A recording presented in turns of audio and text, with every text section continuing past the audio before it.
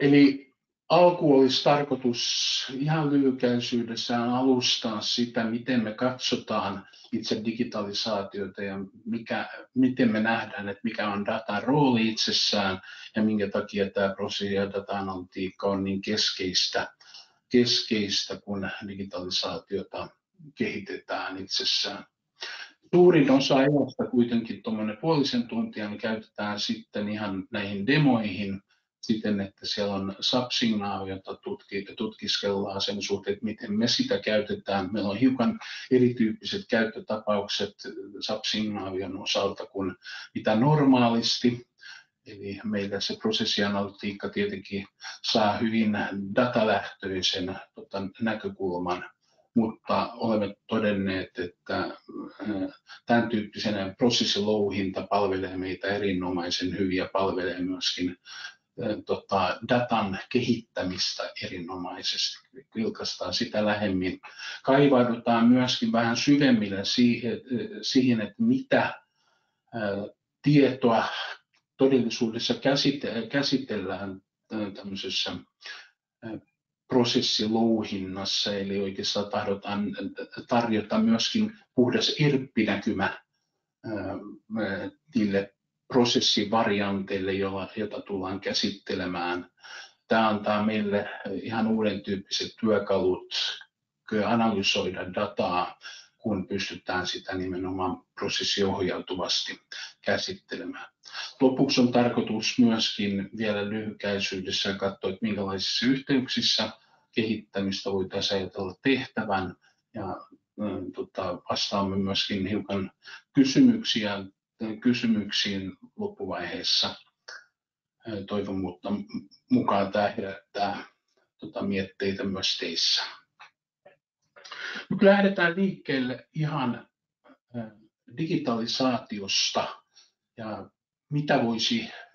minkälaisena voisi nähdä onnistuneen digitalisaation itsessään. Mehän ollaan tietenkin todettu jo, että monta toimialaa itsessään on käytännössä vienyt digitalisaation todella pitkälle, kuten pankkivakuutus esimerkiksi ja erityyppiset mediatalot, teleoperaattorit. Heillä on kyky tuottaa erittäin skaalautuvia palveluita, jossa ei tarvita kovinkaan paljon ihan ihmistyövoimaa enää siinä palvelurajapinnassa, vaan pystyvät tarjoamaan automatisoituja joko portaaleja tai muun tyyppisiä palvelurajapintoja, joka tietenkin tuo uskomattomasti heille niin kuin skaalautumismahdollisuuksia ja poistaa oikeastaan kaikki tämmöiset maantieteelliset esteet toiminnalle itselleen. Jos miettii, että mitä tämmöinen edellyttää, niin sen verran me ollaan matkan varrella jo opittu, että digitalisaatio ei voi toteutua, jos ei ole todella määrämuotoisia vakiintuneita prosesseja, eli ne pitää olla mallinnettavissa ihan tiedon alkioihin saakka. Siitähän on luonnollisesti kysymys. Ohjelmallisesti pitää pystyä tapahtumaan hyvin paljon ja kaikki se päättely, koko se prosessi, joka viedään läpi tämmöisissä digitaalisissa portaaleissa, pitää olla niin ennalta määritelty, että kaikkiin tilanteisiin löytyy siltä koneelta itseltään vastaus. Eli käytännössä tarkoittaa sitä, että tyypillisesti näissä ympäristöissä tietenkin parhaimmat resurssit, paras osaamisen keskitetään sinne palveluprosessien kehittämiseen, back-officeen. Siellä oikeastaan laaditaan ne mallit, laaditaan se ohjaustieto, jota tarvitaan, jotta voidaan ohjelmoida sitten nämä portaalit käyttäytymään tiettyjen käyttäytymismuotojen mukaisesti. Ja silloin se mahdollistaa sen, että tarjolla on portaalimaisia palveluita. Ja kuten monessa liiketoiminnassa huomataan sen, niin tämä on ihan selkeästi preferenssi. Asiakkaat valitaan jo tämän mukaisesti, että voisi jopa väittää näin, että muun tyyppistä palvelua hankaloitetaan tai hidastetaan tai tuodaan erilliskustannus. Ja nämä organisaatiot pyrkii nimenomaan nyt siirtämään sen palvelun tai toimituksen ohjausta ihan koneelliseksi. Sitten jos ajatellaan, että miten törmätään ihmisiin näissä prosesseissa, niin kyllä se on pääasiallisesti niin, että nämä henkilöt toimii sitten kouluttajina, jotta opimme käyttämään näitä portaaleja tai sitten helpdeskinä, eli autetaan ongelmien ratkaisussa, kun ei selviydytä. Ja tämä on ilmeistä esimerkiksi pankkivakuutusalalla, niin hyvin paljon nykyisten pankkitoimihenkilöiden tavallaan asiakaspalvelussa olevien henkilöiden ajasta menee nimenomaan ihmisten kouluttamiseen, niiden digitaalisten palveluiden käyttöön ja sitten toisaalta ongelmien ratkaisuun tai oikeastaan kuvaamiseen, minkä tyyppisiä palveluita on tarjolla ja toisaalta sitten, kuten monessa tilanteessa, että minkä tyyppisistä palveluista on jouduttu sitten luopumaan matkan varrella. Ja tämä tarkoittaa, että tästä toiminnasta tulee erittäin määrämuotoista itsessään ja tarkoittaa myöskin sitä, että voi sanoa, että tämä kohdistetaan huomattavasti selkeämmin tietyille kohderyhmille ja näille, jotka osaavat käyttää näitä palveluita, niin ne saavat erittäin korkealaatuista palvelua digitaalisina. Liiketoiminnalle se tarkoittaa ennustettavaa toimintaa, eli siellä ei juurikaan yllätyksiä tapahdu. On päätetty, mitä liiketoimintaa tehdään etukäteen ja variaatiot ovat aika rajallisia sen puitteissa. Ja yksi suuri asia, joka tähän myös voimakkaasti liittyy, on nimenomaan se, että tässä karsitaan myös sellaisia variaatioita siitä liiketoiminnasta, jotka tuottaa haasteita, jotka edellyttää sitten ihmistyövoimaa tai jotka johtaa epäselviin, epävarmoihin tilanteisiin siellä prosessissa. Ja tästä johtuen myöskin onnistuneet sanasitaateissa, eli kysymys on vähän siitä, että miten kukin kokee nämä palvelut itsessään, että jos sattuu olla siinä kohderyhmässä ja digimaailma tuntuu tutulta, niin voi kokea tämän hyvinkin onnistuneena ja nopeana palvelun muotona, mutta sitten jos on tottunut vähän toisen tyyppiseen palvelun aikaisemmassa, niin voi kokea, että tämä maailma vähän karkaa alta ja tietenkin tämän kanssa painitaan meidänkin yhteiskunnassa. Jos tästä hyppää sitten enemmänkin siihen, että mitkä mekanismit oikeastaan tässä yllää taustalla, niin me ollaan todettu, että digitalisaatiossa on kysymys 3 asiasta, 3 kulmakiveä, jotka pitää saada yhteistoimintaan. Eli meillä on tämmöinen yksinkertainen kuvaus digitalisaation yhtälöstä siten, että puhutaan ohjaustiedosta, semmoista, jolla koneellisesti voidaan säätää tämmöistä prosessi- tai järjestelmäkyvykkyyttä ja tietenkin sitten käyttäjistä, jotka käyttää näitä järjestelmiä. Ja oikeastaan näiden suoritusten ennakoitavuus ja monessa tapauksessa myöskin onnistuminen on hyvin pitkälle kiinni siitä, että miten tämä itse ohjausmekanismi säädetään. Et niin pitkään kuin käyttäjä ohjaa käyttäjäkohtaisesti kunakin päivänä vähän miten mieltää asiat, niin tarkoittaa, että tarjolla on yleensä hyvin paljon variaatioita sille samalle ilmentymälle. Eli me ei ole kauhean hyviä toistamaan tekemistä, vaan se johtaa siihen, että aika ajoin niin tapahtuu sitten poikkeamia. Kun taas tietenkin, jos kaavoitetaan, jos säädetään malleja, luodaan tavallaan näille prosesseille tapahtumamalleja, tapahtumaohjausta, niin silloin se tarkoittaa, että saadaan paljon määrämuotoisempia prosesseja ja käytännössä tämä suhde käyttäjään muuttuu, eli käyttäjän tehtävä on enemmänkin ohjautua sen prosessin mukana sen sijaan, että he ohjaavat niitä. Ja tässä voi olla tietenkin monta mieltä. Monessa liiketoiminnassa tarvitaan variaatioita ja tahdotaan palvella monen tyyppisiä, mutta tyypillisesti se johtaa myöskin sitä, että se toistettavuus ja skaalautuvuus rajautuu. Kun taas siellä, missä taas haetaan skaalautuvaa liiketoimintaa, suurempia volyymeja, ehkä toistettavuutta itsessään, niin siellä tietenkin tämän tyyppinen koneohjaus on paikallaan. Mutta käytännössä tarkoittaa sitä, että jos yksikin näistä komponenteista pettää, niin silloin joudutaan ongelmiin. Eli jos katsoo hiukan näitä esteitä, niin jokapäiväiset asiat itse asiassa hidastavat ja estävät sitä digitalisointia. Ne on hyvin alkeellisia asioita, ihan miten me tulkitaan tekemistämme, miten me ymmärretään. Kulttuurilla on hyvin paljon vaikutusta, mitä me ollaan opittu ja mitä me osaamme, mikä meitä motivoi. Kaikki nämä asiat on sellaisia, jotka vaikuttaa siihen, mikäli me toteutetaan tavallaan sitä kaavaa vai ei. Yhtä lailla tietenkin itse niillä kyvykkyyksillä, jotka on tarjolla, niin on keskeinen merkitys.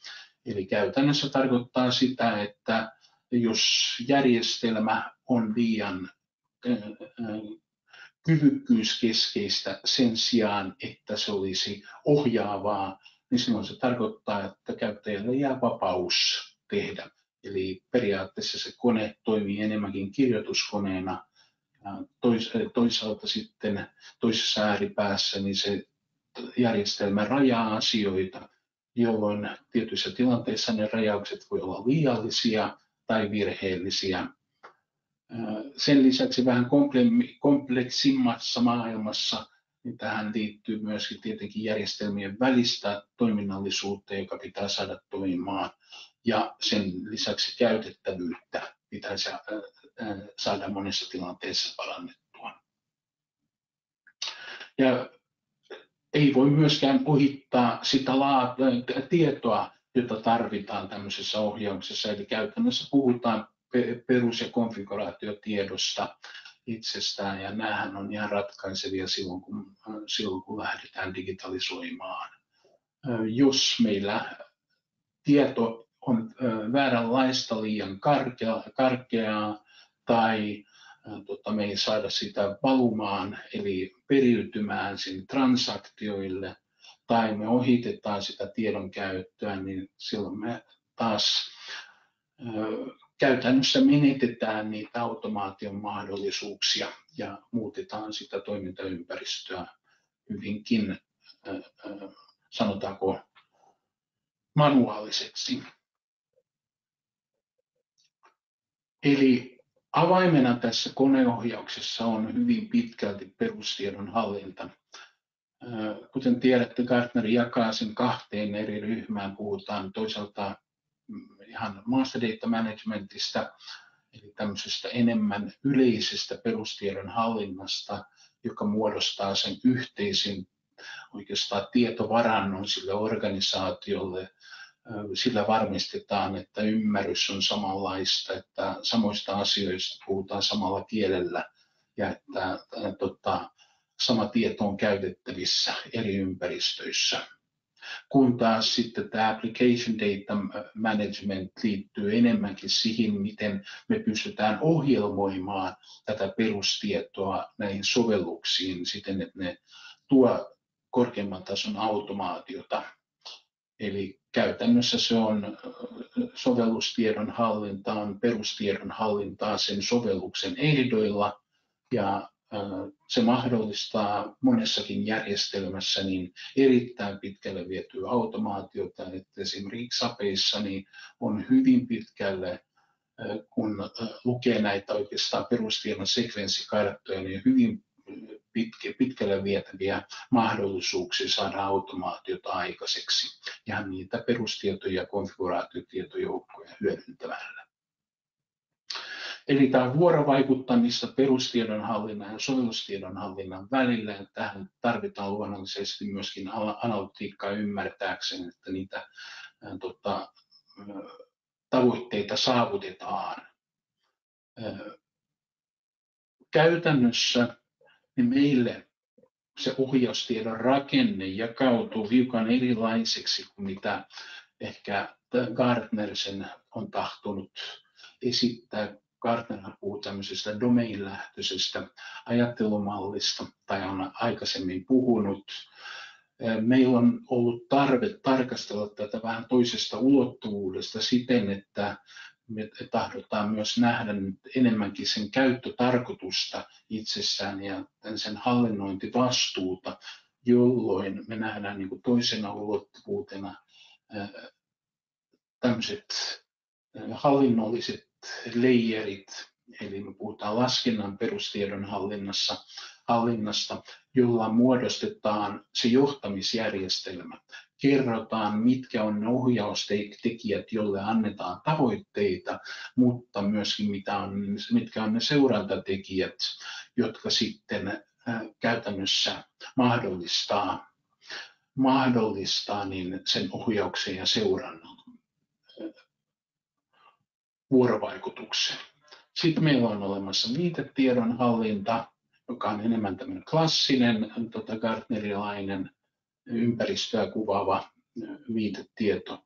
Ja meille ehkä se tärkein tässä on tämä prosessien ohjaustiedonhallinta.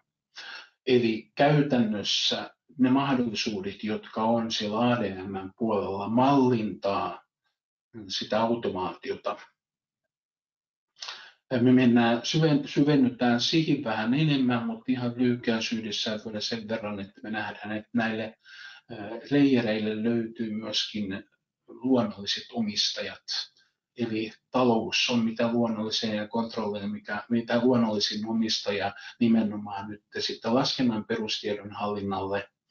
He auttavat johtoa asettamaan tavoitteita ja seuraamaan tavoitteiden toteutumista, kun taas tämä viitetiedon hallinta on monesti upotettu asiantuntijaorganisaatioihin, mutta on hyvä todeta, että tyypillisesti perustuu siihen, että on olemassa joku ulkoinen lähde, joka tarjoaa sen todellisen tiedon itsessään.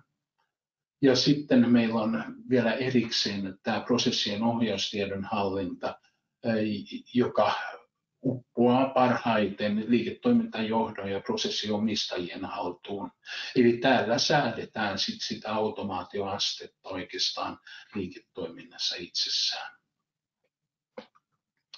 Tämä tarkoittaa sitä, että se mikä meitä kiinnostaa erittäin paljon on nämä erityyppiset transaktion ohjausmallit. Eli me tahdotaan mielellään mallintaa prosessivariaatioita nimenomaan datalla. Katsoa, millä ohjaustekijöillä saavutetaan minkälaisia lopputuloksia ja sitä kautta ymmärtää paremmin, että miten se perustieto pitää asettaa, jotta saadaan mahdollisimman korkeatasoista automaatiota aikaiseksi.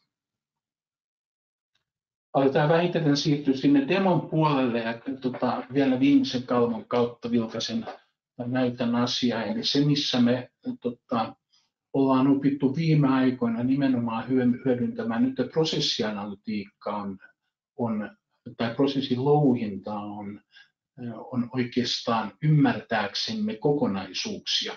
Et mekin ollaan aikaisemmin nimenomaan analysoitu dataa oikeastaan objekteina, tauluina, attribuutteina sinänsä, mutta todellisuudessahan on kysymys tapahtumaketjuista, joiden pitää automatisoitua.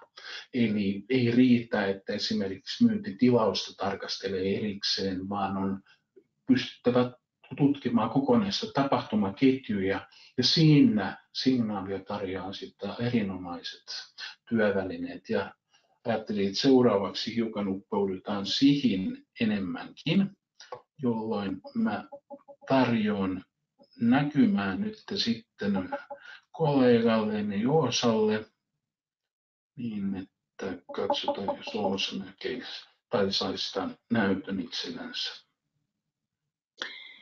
No niin, moi moi munkin puolesta. Jes, katsotaan. Näin, ollaan nyt Signaaviossa ja mä luulen, että mä pistän itseni mutelle, Timo, niin sinä saat hoitaa puhumisen. Joo, mä katson vaan, että mä löydän itseni täältä nyt sitten. Noin. Saan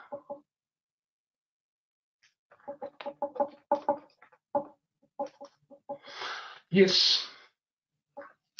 Eli hypätään suoraan syvään päähän. Eli käytännössä niin, että me ajateltiin ihan tämmöisen esimerkkitapauksen kautta tuoda esille, miten me käytetään signaaviota hiukan eri tavalla kuin mitä ehkä on totuttu.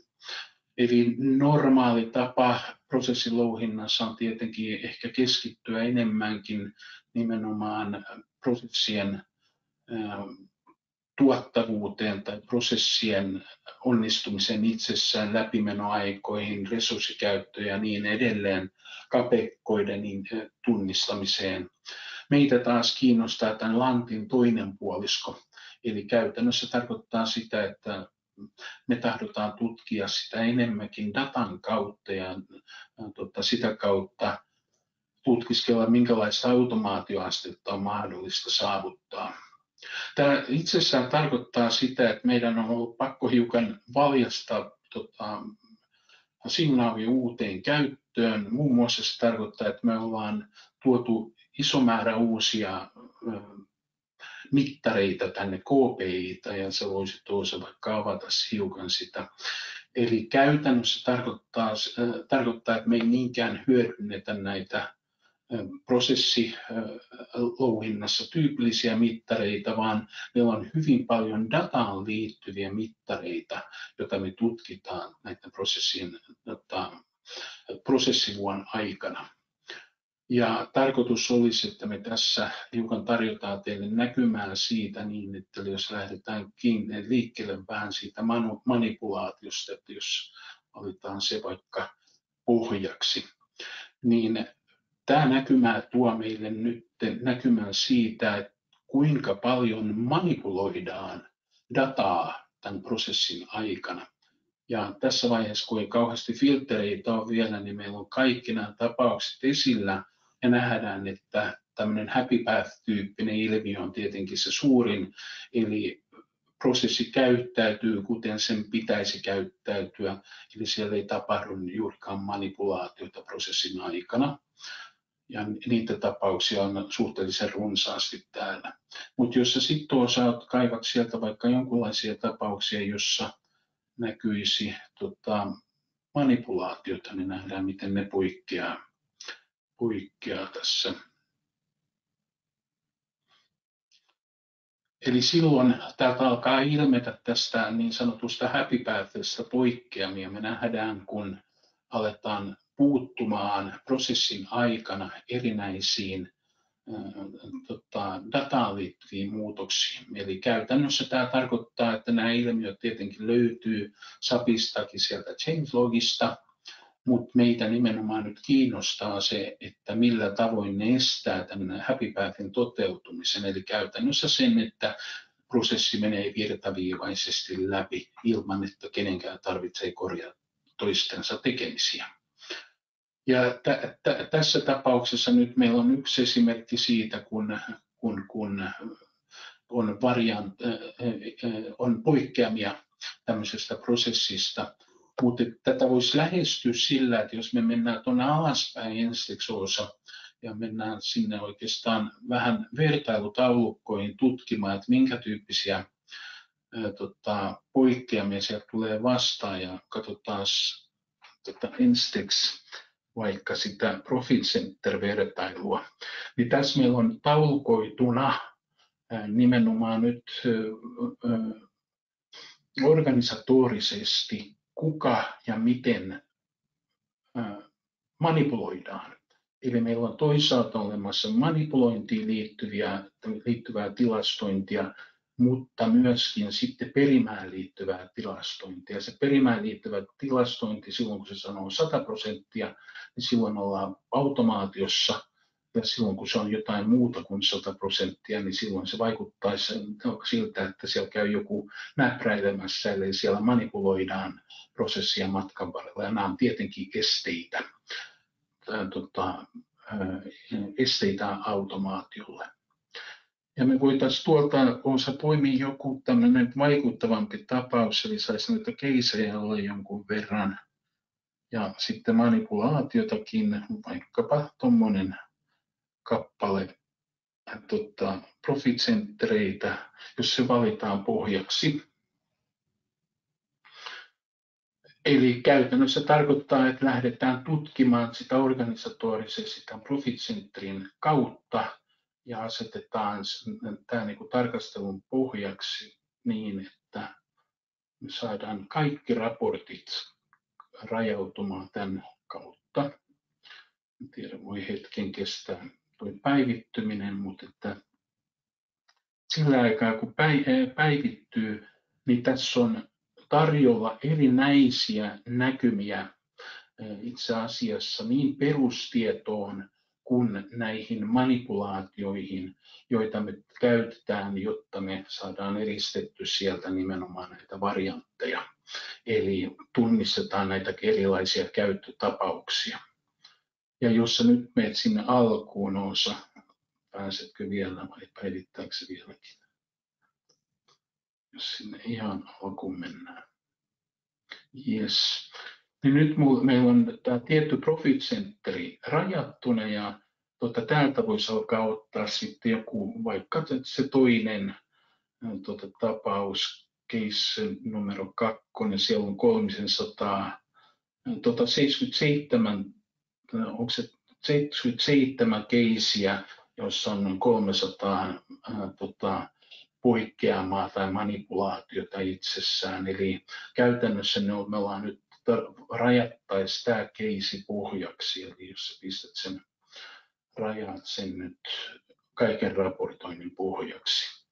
Niin tällä tavoin me säädetään ja viedään detaljoidummalle tasolle niitä käyttötapauksia, haetaan näitä ilmiöitä, jolloin kun me mennään tuonne alaspäin, niin voidaan nähdä, että tämä koskettaa tiettyjä asiakkaita, tiettyjä käyttäjiä ja tietyn tyyppistä manipulaatiota. Eli tuolta nyt esimerkiksi näkee nyt tässä non-conf-activities, että minkälaisia määriä, minkä tyyppistä manipulaatiota tuo on tarjolla. Siellä näköjään puututaan esimerkiksi hintoihin ja lisäillään ja poistetaan vaikkapa myyntitilausrivejä. Tämän tyyppistä tuntuu ilmenevän. Ja jos menee täällä hiukan alemmaksi, vielä nähdään, että rajautuu pariin asiakkaaseen ja tietenkin kun yksi nimenomainen profit center on valittu, niin sen mukaisesti se tuo sen esille. Mennään vielä alaspäin. Täällä nähdään noita yhteenvetoja. Myöskin meillä on mahdollisuus saada erityyppisiä vertailutauluja, tässä tapauksessa hiukan vähemmän. Mutta sitten tullaan näihin changelog-tilastoihin, jossa hiukan kelaat ylöspäin. Se karkas hiukan tuonne. Jes, toi on hyvä.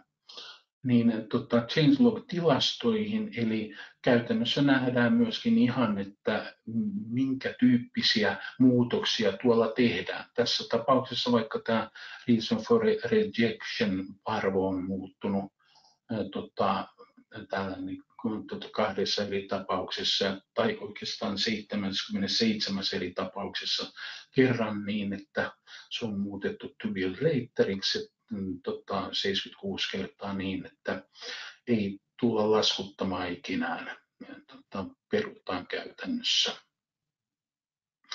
Eli me päästään kiinni ihan näihin yksityiskohtiin, ja jos mennään vielä hiukan alaspäin tässä, niin nähdään myös käyttäjittäin käyttäytymistä, eli päästään ihan kiinni siihen, että miten tietty käyttäjä, mitä he muuttavat ja kuinka paljon he muuttavat.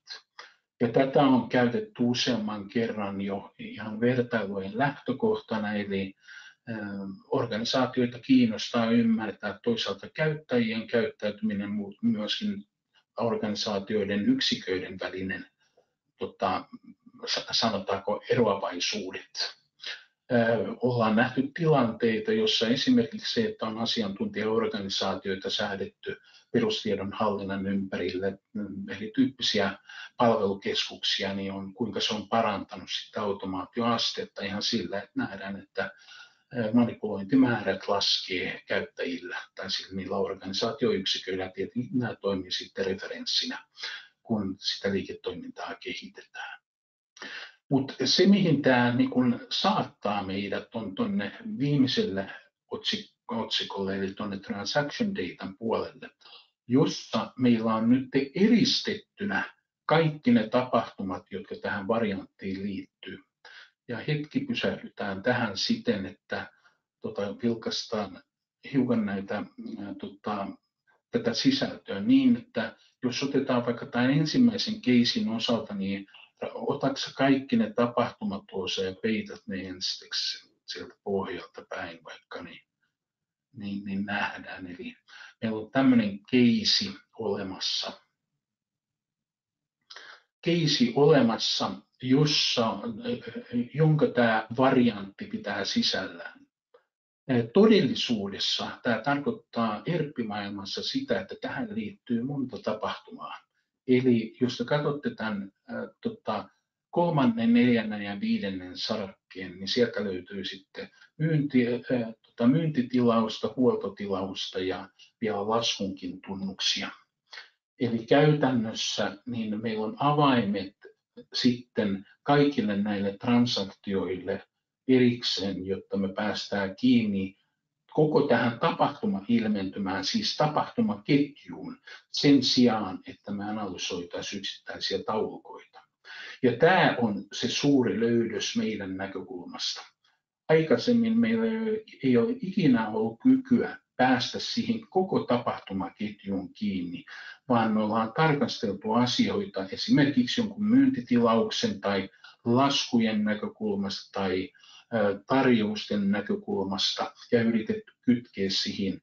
Mutta nyt meillä avautuu maailma, jossa tämä keisi itsessään rajaa meidän. Eli käytännössä, mitä jatkossa tulette näkemään, pitää vain ja ainoastaan sisällään ne tapahtumat, jotka liittyy tähän kyseiseen keisiin.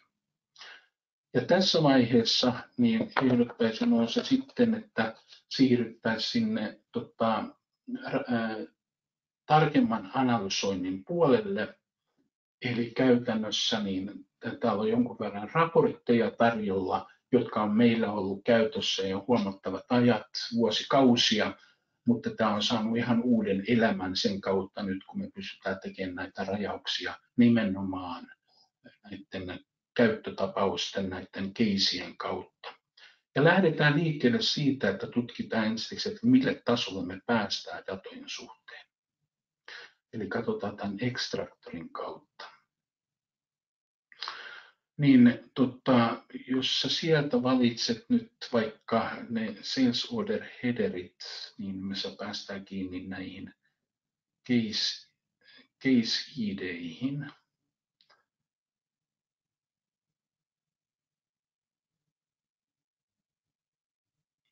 Yes. Ja vertaile nyt vaikka nyt sitten sinne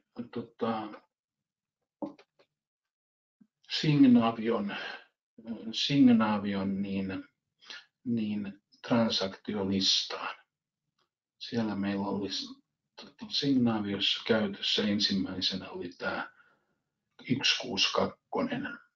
Niin tämä sama lista transaktioita, joka Signaviossa näkyy tämmöisenä eventteinä ja keisenä ja eventteinä, ilmeneekin nyt tällä kertaa nimenomaan tapahtumina. Ja siinä kun me ollaan rajattu ne sales document headereiksi, se tarkoittaa sitä, että te näette vaan sen myyntitilauksen niin kuin se on aikaisemmin nähty.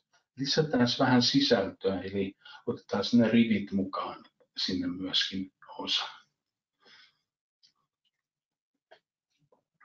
Eli dokumenttityyppeinä rivejä mukaan.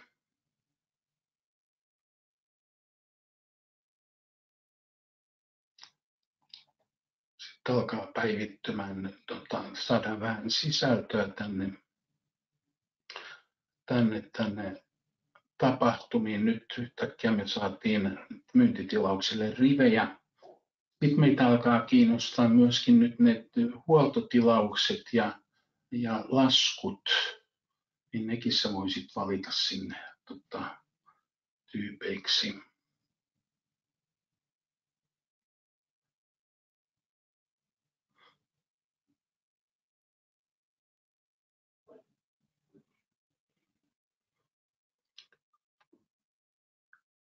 Ja nyt meillä on olemassa todellisuudessa se koko setti, eli meillä oli 77 casea, jotka täällä edustetaan näillä myyntitilausriveillä, mutta kaiken kaikkiaan noin 1300 riviä, kun aletaan katsoa sitä IRPin näkökulmasta, IRP-tapahtumina, onko näin? Näin taisi olla.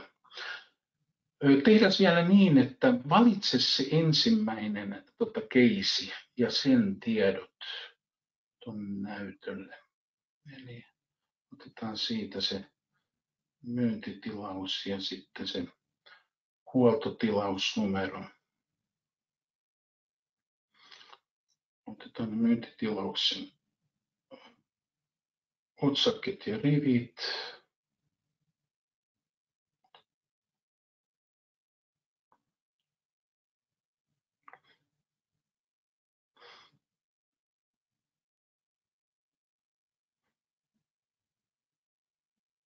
Oliko mennyt kaikki siellä?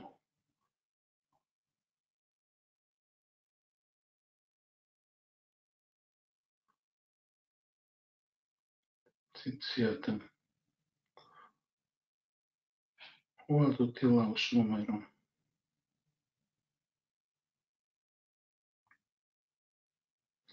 Ja sen rivit, tai sillä ei tainnutkaan rivejä olla. Ja vielä jos saadaan sen laskun header ja sen rivit.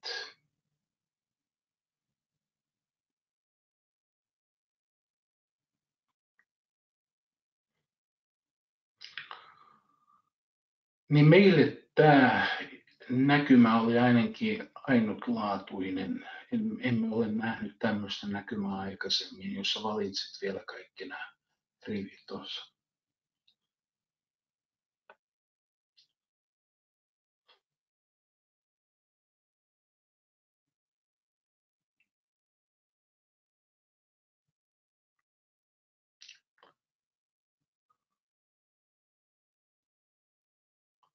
Noin.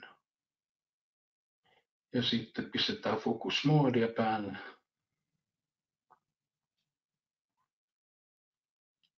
Eli tässä on kaikki sappitieto tähän keisiin liittyen, kaikista tapahtumatyypeistä, jotka tähän keisiin liittyy. Eli tässä on nyt seurattu yhden huoltotilauksen muuntumisen, myyntitilaukseksi muuntumisen laskuiksi. Ja jos sä vielä vaikka survot sen Exceliin, niin tätä voi niin kuin hypistellä kokonaisuutena.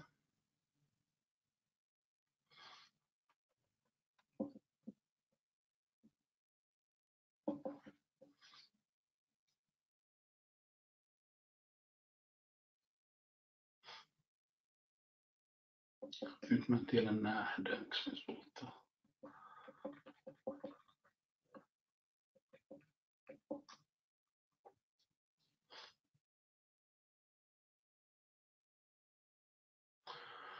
Eli tästä nyt meillä on Excelissä sitten kaikki nämä tapahtumat, kaikki niiden kentät lueteltuna sisällöllisesti. Tämä on ollut ensimmäinen kerta, kun me pystytään niin vertikaali kuin horisontaaliperimiä tutkimaan, eli sitä datavirtaa tutkimaan. Mitkä arvot muuttuvat tämän prosessin aikana? Ja tämä tarkoittaa sitä, että me saadaan ulos, pystytään tutkimaan ihan perustiedosta tapahtumatietoon saakka tai sitten näitä tapahtumaketjuja ihan jokaiseen data-alkioon nähden. Automaatio tarkoittaa, että mahdollisimman moni näistä populoituu automaattisesti tässä ketjussa ja käytännössä tarkoittaa ei siis saa muuttua. Tämä antaa meille ihan uuden mahdollisuuden tutkia, että mikä on arvokasta tapahtumissa ja tapahtumaketjuissa ja toisaalta mitkä on ne ohjaustekijät, jotka mahdollistaa automaation synnyttämisen ja missä tilanteissa sitten syntyy ongelmia prosessin aikana. Eli nyt meillä on valittuna nämä 77 keissiä, noin 1300 tapahtumaa pohjalla, ja mennään Viltaseen hiukan sitä lisäanalytiikkaa lähtien liikkeelle vaikka sieltä nimikkeiden kulutuksesta. Eli koko ajan kannattaa muistaa se, että tässä on vain ja ainoastaan kysymys tästä yhdestä variantista, yhdestä keisistä, jonka datat on pohjalla. Jokainen raportti täällä. Timo, semmoinen tarkennus, että meillä on se settikeissi ja meillä on 77. Eli meillä on tietty variantti valittuna. Joo, juuri näin. Eli tässä nyt näkyy se, että mitä nimikkeitä tämä kyseinen variantti käyttää. Ja sen lisäksi me nähdään tässä tapauksessa myöskin, että minkä tyyppisiä muutoksia tänne kohdistuu. Että jos katsoo vaikka nyt vain sales dokumentin noita item-datoja, joissa valitset ne osa, pudotetaan nuo billing-dokumentit pois, niin nähdään sitten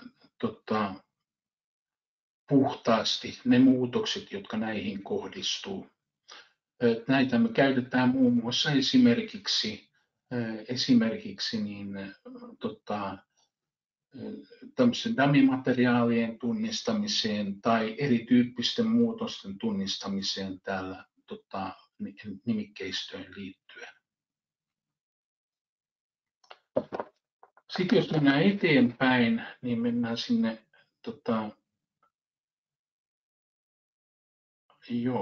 sinne attribute value consumptioniin, eli meille tarjoutuu myöskin näkymät siitä, mitä arvoja nämä eri attribuutit ottaa, ja sieltä sä voisit valita vaikka jonkun attribuutin, eli meillä on tuolla attribuuttilista tästä joukkiosta, ja oliko se nyt, mihin siellä vaikka se net price olisi semmoinen, eli me nähdään, että net priceen kohdistuu muutoksia ja nähdään myöskin volyymillisesti, minkä tyyppisiä ne muutokset ovat, kuinka paljon niitä tapahtuu ja mihin arvoihin ne muuttuvat. Eli päästään kiinni siihen, että minkä attribuutin osalta tahansa, mitä muutoksia kohdistuu ja mitkä on ne yleisimmät muutokset itsessään. Ja jos mennään siitä eteenpäin seuraavaan, eli mennään tutkimaan enemmänkin näiden poikkeamien näkökulmista, niin nähdään, että minkä tyyppisiä poikkeamia on ja kuinka paljon.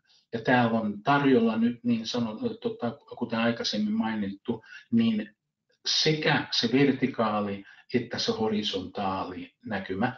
Eli vertikaali näkymä, miten muutoksia tapahtuu maastodatoihin, ja horisontaali, miten tapahtumaketjussa tapahtuu eri attribuutteihin muutoksia prosessin aikana.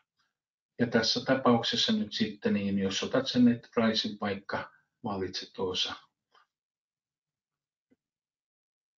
niin me nähdään sitten volyymillisesti, että minkä tyyppisiä muutoksia on tapahtunut mihinkin hintoihin tämän matkan varrella.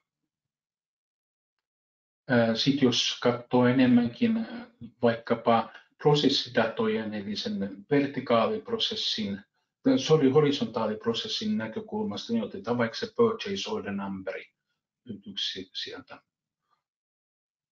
Ja tietenkin, kun se on tapahtumakohtaista, niin tässä sen log countti on yksi luonnollisesti. Eli tässä seurataan nyt sitä horisontaaliketjua ja niihin kohdistuvia muutoksia. Alright, jos mennään eteenpäin vielä, katsotaan aikataulu, meillä alkaa aika vähitellen loppua, niin tuolla on perimään liittyvää, vähän muita tuommoisia, mutta voitaisiin vielä joku KPI vilkaista vaikka. Otetaan vaikka se customer-näkymä tuosta. Eli tässä me nähdään nyt, että meidän valittujen keisien osalta, mihin asiakkaisiin kohdistuu muutoksia. Ja tämä on vielä ajallisella aikaskaalalla. Ja jos vielä otetaan sitten vaikka se Profit Center-näkymä KPI:nä.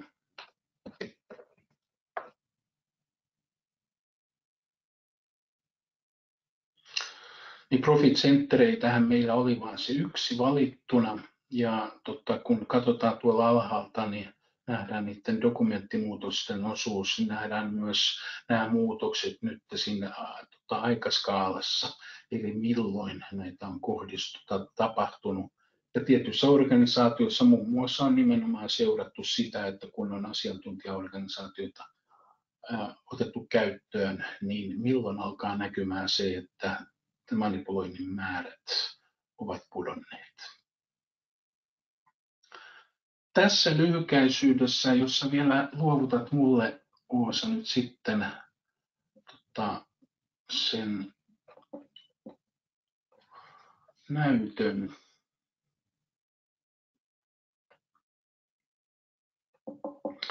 Noin.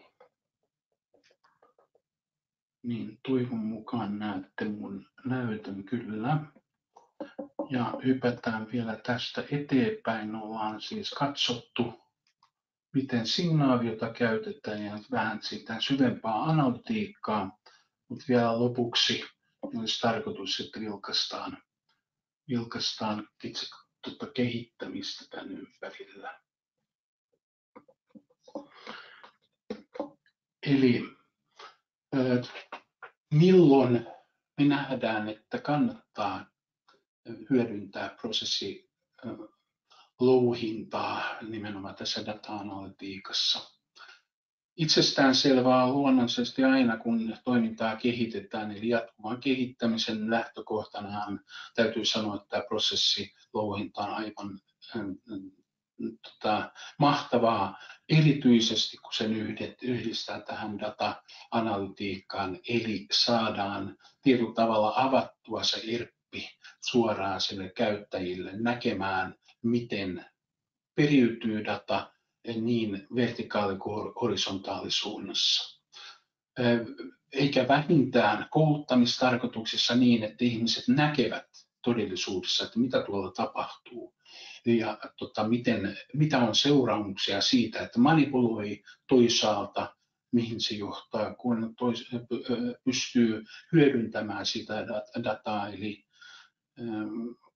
kun ei aiheuta sille seuraavalle lisää työtä, vaan se kone alkaa hoitamaan asioita käyttäjän puolesta. Ja tietenkin sitten ihan tuottavuuden vertailun näkökulmasta, eli kun tahdotaan verrata sitä, ketkä osaa, ketkä ei osaa ja toisaalta missä sitä manipulaatiota tapahtuu, niin nämä on tietenkin sellaisia tilanteita.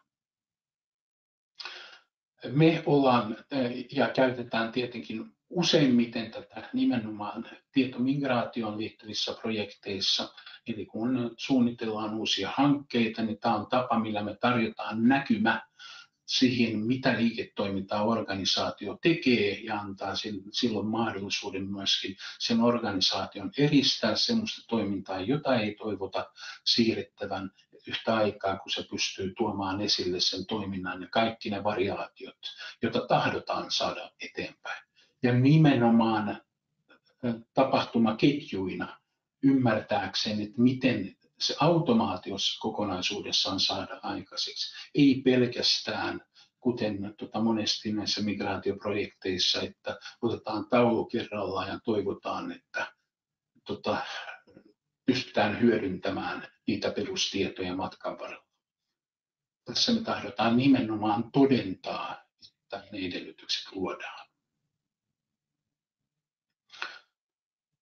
Tämän lisäksi niin koneoppimista, tekoälyä, jossa suunnittelee hyödyntävänsä jatkossa, niin oikeastaan mitään vaihtoehtoja ei ole. Koneoppiminen pitää tapahtua sillä datalla, minkä tahdotaan, että se kone oppii. Eli käytännössä on eristettävä semmoinen materiaali, joka tuottaa oikeita toivottuja lopputuloksia, jotta myöskin se koneoppiminen tai mahdollisesti tekoälyn käyttö tuottaa toivottuja lopputuloksia.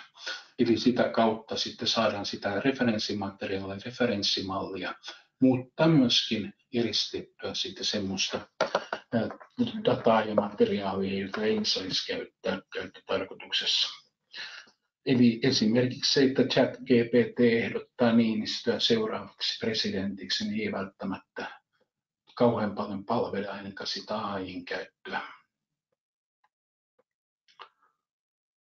Selvä. Tähän oikeastaan tämä esitys olisi päättymässä. Olisi aikaa hiukan vielä jollekin kysymykselle, eli jos teiltä löytyy, niin olisi hyvä hetki.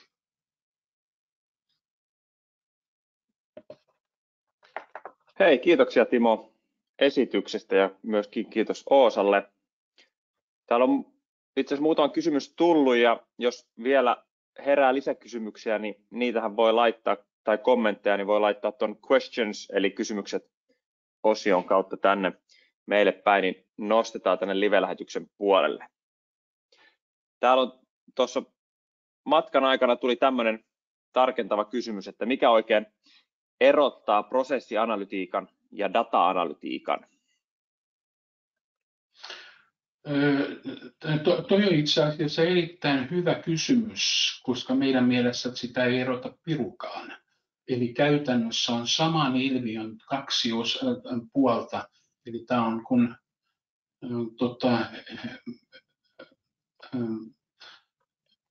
euron lantti, eli riippuu vain kummalta puolelta katsotaan. Meidän näkökulma on se datallinen puoli. Me tahdotaan tarkastella sitä datan näkökulmasta, mutta ei ole prosessianalytiikkaa ilman, että näitä datoja olisi.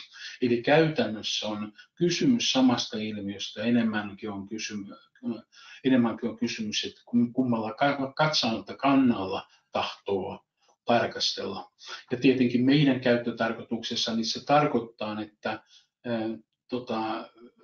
tätä prosessin louhintaa valjastetaan sitten eri KPI:lla, että ne suurimmat erot ehkä syntyy sillä, että se KPI-setti ja mittarisetti vaihtelee sen perusteella, mitä tahdotaan erikseen tarkastella, mutta että samahan pätee oikeastaan ja prosessianalytiikankin puolella on erilaisia mittareita. Mutta me tuodaan vaan täällä data-analytiikan puolella enemmänkin dataan liittyviä mittareita, että se on liian sitten se suurin ero. Yes, kiitoksia vastauksesta. Täältä tulee sitten myöskin kiitetään hyvästä esityksestä ja mielenkiintoisesta aiheesta. Ja sitten on vielä yksi kysymys, että miksi te Ineona sitten olette kiinnostunut prosessianalytiikasta datatalona? Mä luulen, että se ehkä on nyt paljastunut tässä prosessin aikana, mutta että kuten varmaan ymmärrätte, meille tarjoutuu semmoinen uusi mahdollisuus, jota meillä ei ikinä aikaisemmin ollut. Me ei ole ikinä pystytty tarkastelemaan liiketoimintaa liiketoimintana, siis tapahtumaketjuna. Me ollaan aina tarkasteltu sitä snapshot-ilmiöinä, eli jonkun tietyn taulun, jonkun tietyn datasetin näkökulmasta. Tämä on ensimmäinen kerta, kun meille tarjoutuu mahdollisuus tarkastella sitä koko tapahtumaketjua ja nähdä, miten se data virtaa niin vertikaali- kuin horisontaalisuunnassa, miten perustieto ja konfiguraatiotieto periytyy yhtä lailla kuin miten tieto välittyy tapahtumasta toiseen. Ja tämä tietenkin tarjoaa aivan uudet mahdollisuudet silloin, kun aletaan katsoa, että mikä tieto on datamigraatiossa tarkoituksenmukaista ja hyödyllistä ja mikä ei. Mitä tarvitaan mukaan sinne uuteen ympäristöön. Erityisesti nyt tässä pilveytyvässä maailmassa, jossa tämän datan rooli muuttuu aivan ratkaisevaksi, koska se järjestelmä, uusi pilvijärjestelmä joudutaan konfiguroimaan nimenomaan datalla, niin kyllä, täytyy sanoa, että tämän tyyppiset näkymät on aivan ehdottomia. Meitä auttaa todella paljon.